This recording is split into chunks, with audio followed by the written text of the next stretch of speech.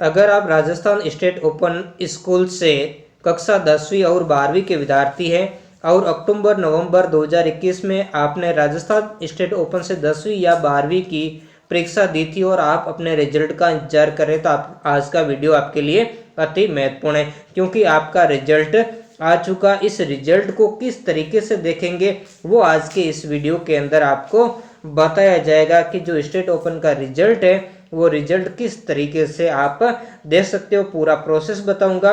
इसके अलावा रिजल्ट के अंदर जो आपके पी लिखा आता है या SYC लिखा आता है या SYCT लिखा आता है या SYCP है, RWS है या 4X है, तो उसका क्या मीनिंग होता है उस सब कुछ मैं समझाऊंगा, तो वीडियो को लास्ट तक जरूर देखें। हालांकि जब रिजल्ट आने से पहले मैंने इसकी सूचना भी आपको मैंने दे दी थी, उस सूचना को आपने नहीं देखा चैनल पर जाके देख लीजिए, वहाँ शॉर्ट वीडियो मैंने अपलोड किया था। इसके अलावा रिजल्ट से संबंधित और भी जो जानकारी थी मैंने रिजल्ट आते ही 11:30 बजे सुबह मैंने आपको दे दी थी, वो वीडियो भी नहीं देखा तो आप प्लेलिस्ट में जाकर के जरूर देख ले, जिसका लिंक आई बटन के अंदर मिल जाएगा। अब यहाँ पर मैं रिजल्ट देखने का पूरा फॉर्मूला आपको बता रहा हूँ। तो आपको सिंपल क्या करना है, गूगल पर आपको सर्च करना है, जैसे यहाँ नाम आ चुका है ये कबीर क्लासेज 58, आप चाहे हिंदी में सर्च कीजिए चाहे इंग्लिश में सर्च कीजिए। अब आप जैसे ही सर्च करोगे आपको यहाँ पर आना है, यहाँ पर आपको ये लोगो ध्यान से देखना और ये कबीर क्लासेज 58 लिखा है, यहाँ पर आपको आना, इस पर आपको सिंपली क्लिक करना है। तो जैसे ही आपको क्लिक करोगे यहाँ पर इस तरीके का आपके सामने ये पूरा जो ब्लॉग है आपके ओपन हो जाएगा। आपको थोड़ा सा नीचे आना है इस ब्लॉग के अंदर, तो यहाँ पर आपको क्लिक करना है। ये वाली जो ब्लॉग पोस्ट है Rajasthan state open board news Kabir classes 58, इस पर आपको क्लिक करना है, क्योंकि इसी पर आपको सब कुछ जानकारी जो स्टेट ओपन से संबंधित जो सारी जानकारी है वो यहीं पर आपको क्या होने वाली है, मिलने वाली है।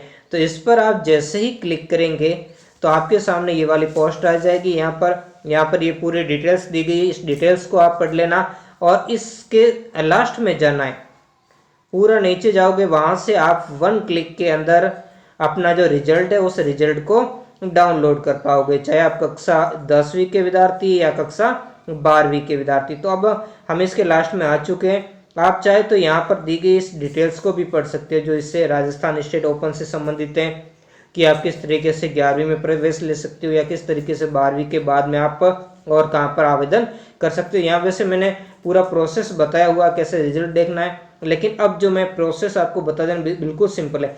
कक्षा 10वीं का देखना तो यहाँ पर इस पर क्लिक करें, इस पर दबाना है, और कक्षा 12वीं का देखना तो इस पर क्लिक करें पर दबाना। मैं यहाँ पर कक्षा 12 का देखूंगा, मैंने क्लिक करे पर दबा दिया है। अब इसके बाद में आपके सामने ये इस टाइप का आ जाएगा, ठीक है। आपको अपना यहाँ पर इनरोलमेंट नंबर यहाँ पर आपको डालना, यानी आपका जो भी रोल नंबर है वो डालना, और यहाँ आपकी डेट ऑफ बर्थ यानी जन्म तिथि आपको डालनी है।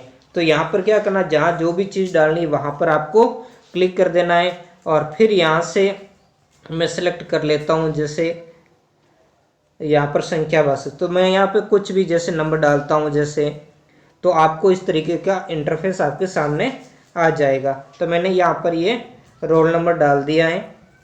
फिर आपको यहाँ पर डेट ऑफ बर्थ का सिलेक्शन करना है, ठीक है। तो जैसे मैंने यहाँ पर आपको डेट ऑफ बर्थ का भी सिलेक्शन कर दिया है।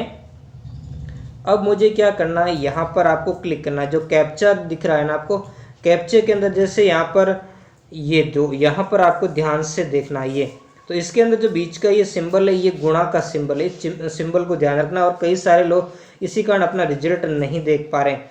तो यहाँ पर आपको क्या करना है, जैसे 10 और 7 को गुणा करेंगे कितना होगा, 70 होगा, ठीक है ना। तो ये मैंने यहाँ पर 70 लिख दिया है। फिर मैं सर्च पर क्लिक करूँगा, तो जैसे सर्च पर क्लिक करेंगे रिजल्ट आपके सामने आ जाएगा। तो ये रिजल्ट आपके सामने आ चुका है। इस तरीके से रिजल्ट आपके सामने ओपन हो जाएगा। मैंने सिक्योरिटी के कारण किसका क्या है वो नाम वगैरह इसमें नहीं बता रखा है, ठीक है। अब यहाँ पर इसके अंदर देख रहे हैं कि यहाँ पर जैसे यहाँ लिखा हुआ पी, मतलब इस सब्जेक्ट में वो पास है, इसमें भी पास है, इसमें भी पास। लेकिन यहाँ देखते हैं ये डाटा एंट्री वाला सब्जेक्ट है, इसमें SYCT लिखा है, तो इसका मीन्स क्या होता है। और ऑल ओवर रिजल्ट हम इसमें देखेंगे तो इसमें ऑल ओवर रिजल्ट में इसको पास कर रखा है, मतलब ऑल ओवर इसके 292 नंबर आए और इस ऑल ओवर रिजल्ट में ये क्या है, पास है। लेकिन यहाँ पर जो 5वां सब्जेक्ट है डाटा एंट्री, इसमें SYCT लिखा हुआ। तो चलो इन सब का मैं मीन्स आपको बताऊंगा। वैसे इस यहाँ पर केवल SYCT का ही मीन्स बता देता हूँ कि SYCT का मतलब है जो ये लड़की है या कोई भी लड़का है, वो क्या हुआ है कि जैसे SYCT मतलब सब्जेक्ट येट मतलब क्लियर, टी का मतलब होता है थ्योरी, मतलब जो थ्योरी की एग्जाम्स हुई थी उसमें ये पास नहीं हुई।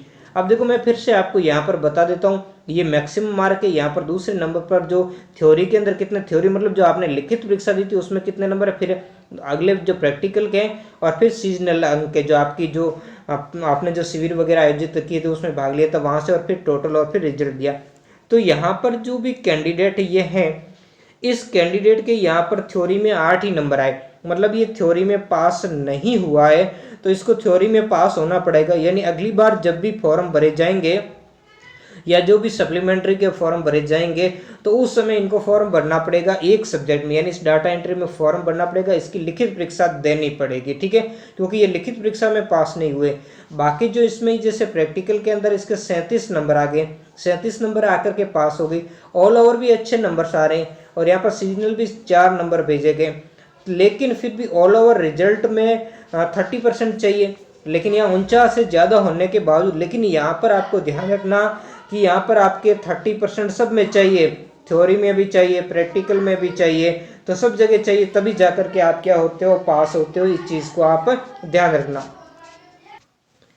तो यहाँ पर हम इन सभी शब्दों का अर्थ जानेंगे कि आखिर इनका ये क्या भला है, ठीक है।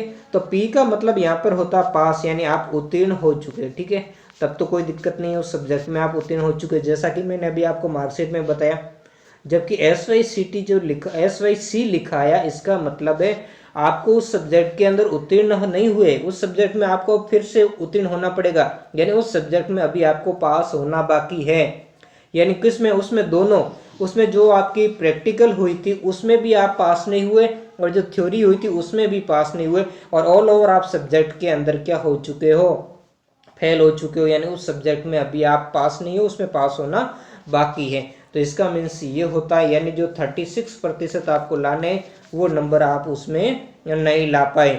अगला है SYCT का मतलब है, इसका ये मीन्स होता है कि जिस सब्जेक्ट में ये लिखा आया, जैसे अभी मैंने आपको मार्कशीट के अंदर बताया, उस सब्जेक्ट की थ्योरी एग्जाम्स, यानी जो लिखित परीक्षा थी, जो लिखित परीक्षा उसमें अभी पास होना बाकी है, अभी उत्तीर्ण होना क्या है, बाकी है, यानी उस सब्जेक्ट की आपको फिर से क्या देनी पड़ेगी, एग्जाम देनी पड़ेगी, फिर से फॉर्म भरना पड़ेगा, फिर से एग्जाम देनी पड़ेगी, और उस एग्जाम में आप पास होंगे तभी आप पास माने जाओगे।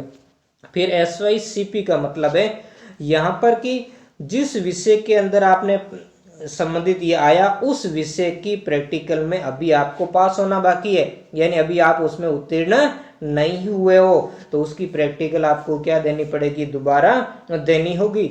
और RWH का मतलब होता है, RWH का मतलब होता है कि आपका परिणाम रोक दिया गया, किसी भी कारण से आपका परिणाम क्या कर दिया, रोक दिया गया। बाद में आपको हालांकि बताया जाएगा कि किस कारण से आपका, उसकी लिस्ट आएगी किस कारण से आपका परिणाम रोक दिया गया। तो इसका मतलब RWH लिखा है मतलब आपका परिणाम किसी कारण से रोक दिया गया, और 4X लिखा है मतलब आप फेल हो चुके हो, आप अनुत्तीर्ण हो चुके हो, ठीक है। तो ये सारी चीज़ें मैंने कुल मिलाकर के आपको जानकारी देने का प्रयास किया। अगर आप चैनल पर पहली बार आए तो चैनल को सब्सक्राइब करें और वीडियो को लाइक कमेंट शेयर जरूर करें। ऐसे ही वीडियो के लिए बेल आइकन बटन जरूर दबाकर ऑल पर क्लिक करें। धन्यवाद।